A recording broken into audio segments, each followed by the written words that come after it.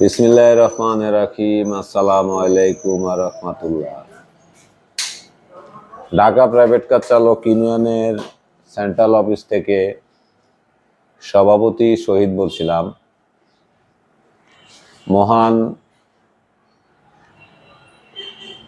21শে ফেব্রুয়ারি আসলে আমরা আমাদের সংগঠন থেকে ওইভাবে কোনো সম্মাননা কোনো কিছু জানাইতে পারি নাই আমাদের ভাষা শহীদদের প্রতি।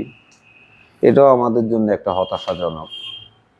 আমরা এই সেক্টরটা আসলে কোনো কিছুরই ভ্যালু দিই না। কীভাবে মানুষকে ধাপে ধাপে উঠতে হয় সেটাও আমরা ভাবি না। আমরা ভাবি কি যে আমরা একটা অফিস খুলছি, আমরা সব কিছু পেয়ে যাব। কিন্তু সংগঠন দাঁড়া করাতে হলে এসব বিশেষ দিনগুলো যেতে হয়, এসব বিশেষ দিনগুলোকে কাজে লাগাইতে হয়, এসব বিশেষ দিনগুলোতে সম্মান জানাইতে হয়। তাহলে আপনার ফেস ভ্যালু বাড়ে, আপনার ইউনিয়নের ফেস ভ্যালু বাড়ে। বিগত দিনগুলোতে যতগুলো প্রোগ্রাম হয়েছে, ওই আমি উদ্যোগ নিছি প্রোগ্রাম হয়েছে, আমি উদ্যোগ নিয়ে প্রোগ্রাম হয় নাই। অথচ আমার নেতা কিন্তু বহুত আছে, মাশাআল্লাহ দিলে থানা পর্যায়েও আছে, কেন্দ্রীয় অফিসেও আছে।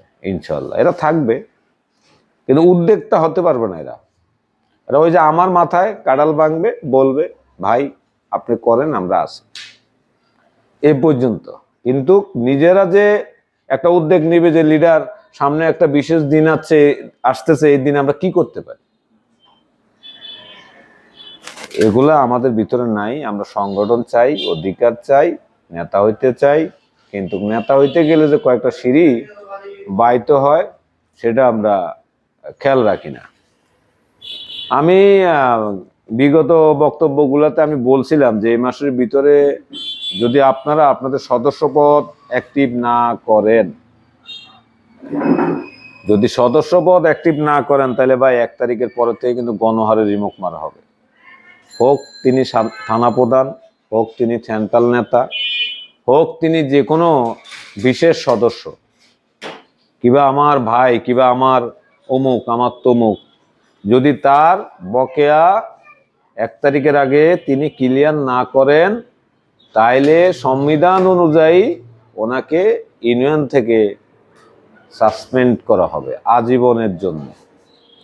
তো ভাই কথাগুলো হয়তো আমলে নিচ্ছেন না, যে শহীদ ভাই তো বলেই, আমরা তো শুনতেই আছি ইনশাল্লাহ।